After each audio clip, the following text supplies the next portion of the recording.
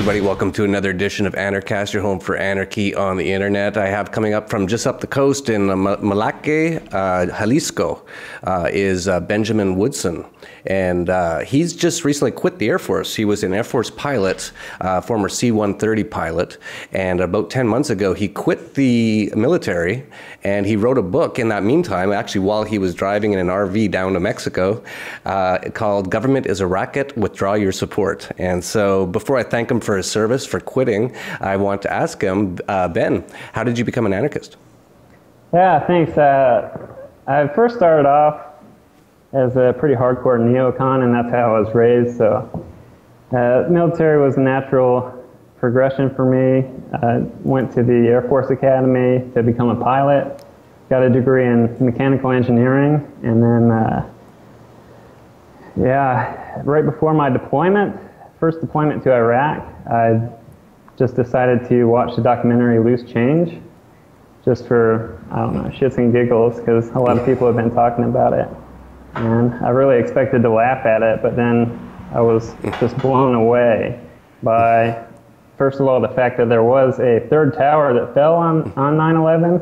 I'd never seen that before. And then the way it fell, I immediately knew it was a controlled demolition. And it really shook my faith in government to the core. So after that, I decided just to still go on the deployment and kind of start doing a lot of research into what had happened. I started getting into a lot of documentaries, a lot of Alex Jones, and then Alex Jones led to Ron Paul. Got pretty interested in his campaign. I was really excited about the prospect of him being president, and then Ron Paul led me to Lew Rockwell, and then I stopped being so excited about government. And I started to think more seriously about trying to get out of the military after that. Great. You mentioned so many things there. Loose Change, Luke Rudowski was involved in that. He's a past Anarchast guest. Then you mentioned that you found out about LewRockwell.com. Lew Rockwell is a past Anarchast guest. And then you moved on from there to other things. And then Ron Paul, of course. So many of those things actually have been brought up before as being reasons why people sort of started to wake up. So it's great to see that that's still working. And it's really interesting to hear that you were, where were you in Iraq? Yeah, I was in Balad for 4 months, and we had a lot of free time because we only flew every other day, so I was doing a whole lot of reading, which I was supposed to be working on my master's to keep my mind busy. Yeah, they want to keep you busy so you don't think about what's really going on. Yeah, that's exactly right. So when you were on those flights, were you actually, what were you doing? Like, I don't even know what those guys do over there right now, or back then, or whenever. When I was there, we were pretty much shutting down C-130 operations at the base, so it was really light work. We mostly just flew around troops and water and cargo to all the different bases in Iraq. We were just staging out of Balad for the support. Okay. And so you were in Iraq. Was it when you decided to quit, were you still over there? I had actually not decided to quit until about a year after I saw Loose Change, because I was still, you know, with the Ron Paul campaign and wanted the government to do well. And so once I started getting more into Lew Rockwell and started really questioning government, that's about the time that the Strait of Hormuz incident started flaring up, and it was looking like we might try and go to war with Iran. So I was set to deploy. Shortly before I resigned, or I resigned right before I was set to deploy, because I told my commander that I wasn't comfortable with the whole Iran situation, and if things does look like they were starting to heat up, that I was not going to be a part of that fight. So I just went ahead and threw it out there, and then he suggested that I turn in my resignation, and actually helped me out quite a bit in that whole process. Oh, that's good. Yeah, I've heard from a few other people, including past Anarchast guest David West, that he had a hard time getting out. Sounds like yours was quite a bit easier. So were you one of those conscientious objector sort of things, or did you just resign? No, I just decided to resign straight up, and that's a different route you can take. But yeah, the way I did it is something that any officer can do at any time, which they don't really tell you about, but if you do try and resign before your commitment is up, it has to go up to the secretary of that branch. So mine had to go, my approval had to be all the way from the secretary of the Air Force, which ended up taking about a year and a half. So it was quite the wait. Well, in the meantime, I just did busy work, desk jobs, and read a lot of Lew Rockwell. So in your time, while you're sort of discovering all this and you're waiting for your resignation to go through, what did you notice about the other people that you're working with? Did any of the other sort of people that you're working with have the same similar sort of views as you, or did they not have any of these sort of ideas? Well, a lot of them were pretty skeptical about government as well, but they don't want to, most of my friends didn't want to hear it after a certain point, so. Yeah, that's one of the reasons I wrote the book, is just to have one, here you go. That's what's up. Here you go. Yeah, so the book came out less than a month ago, and you actually just put out the press release September 24th, which is just yesterday when we're recording this, and you sent it over to me, and I found it so interesting. I'm going to just read a few paragraphs here. You say in the press release, "After extensive research, I realized that governments are rooted in extortion. Even worse, I was enabling the extortion by working for the organization that claims it has the right to steal from, enslave, and murder others. If people take a moment to examine how the government operates and how it is able to survive, I believe they will stop blindly supporting such an evil organization." So that's great. So the book again is called "Government is a Racket, Withdraw Your Support." And it's just coming out right now. So a lot of people should definitely check it out. If you know people in the military, get them to check it out. And Benjamin, why don't you let us know a little bit more about what's in the book? Sure, yeah. That quote pretty much sets the whole tone for the book, and I try and maintain that level of seriousness and dedication to, exposing the evil that is government. So the way I tried to do that was broke it up into 3 parts. The first part really is geared towards Americans, and it's trying to show where the current political situation is at as far as, you're not really free. The police is starting to take over, or the police militarization is out of control. The theft is institutionalized everywhere. The government steals from everybody at a massive level, and the American government has turned towards fascism in its quest for power. And that's the first part. The second part is really kind of explains where my moral standing is coming from, and tries to explain why the whole premise of government is immoral, because it's based on extortion, as you recently quoted. And I give examples of ways that you can replace the government, showing that they're unnecessary. You can replace it with free markets and voluntary trade and just helping out other people. And the last 2 chapters I dedicated to showing ways to do that. Ways to withdraw your support, and really try and encourage people to withdraw their support and inspire them to. That's great. So there was nothing on it based on your history in the military or anything? It was more just about freedom and things like that, and how bad government is? Right, yeah. I didn't really talk about myself a whole lot. It's just pretty much a manifesto. I didn't really know of books that would throw the whole philosophy down that quickly, so I was trying to hit that market. Great. Yeah, you sent it to me. I haven't had time to even look at it yet, but I hope to.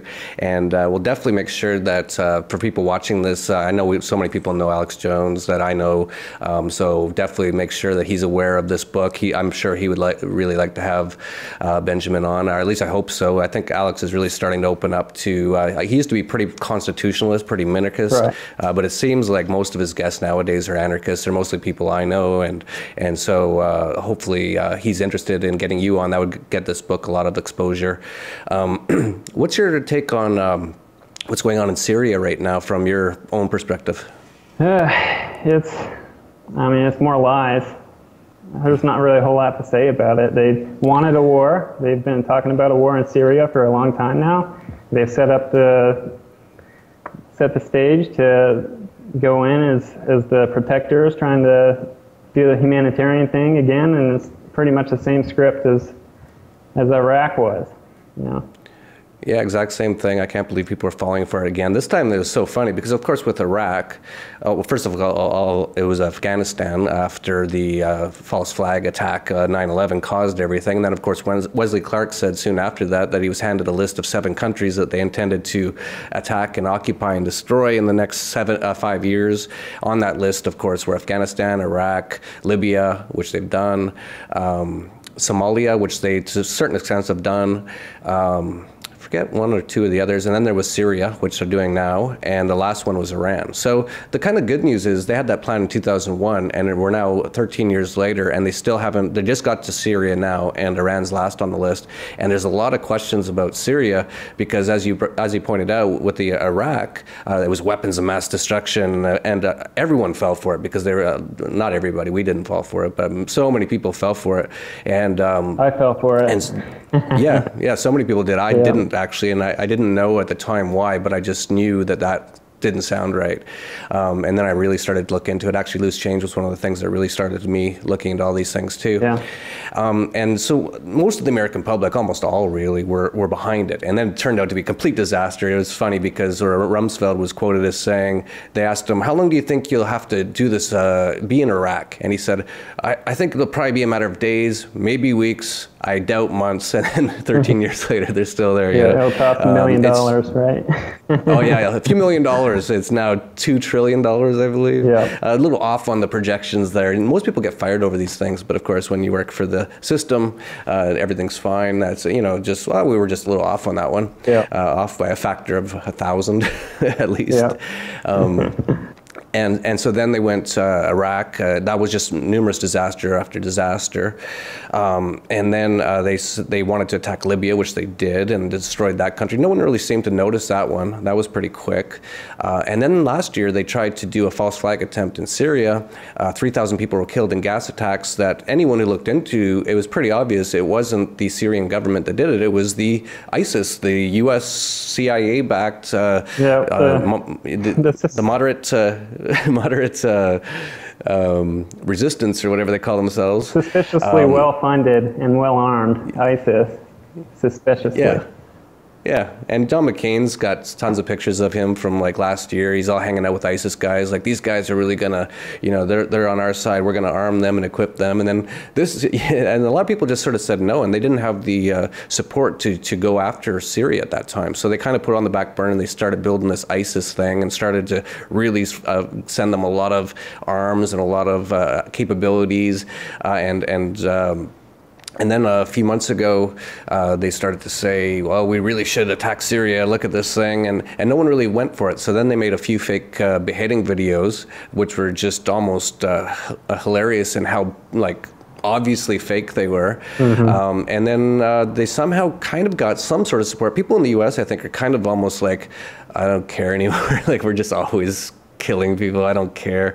And then on, earlier this week, it was actually during Monday Night Football, which I think was probably planned, that they started dropping bombs on Syria, and hardly anyone even noticed. It wasn't really even in the news much. It was on CNN a little bit, and they made up some hilarious stories. Like, I can't believe the stories they make up. They said, well, we're going to attack this other area now. We found an even worse, they called them more scary group called Khorasan or something.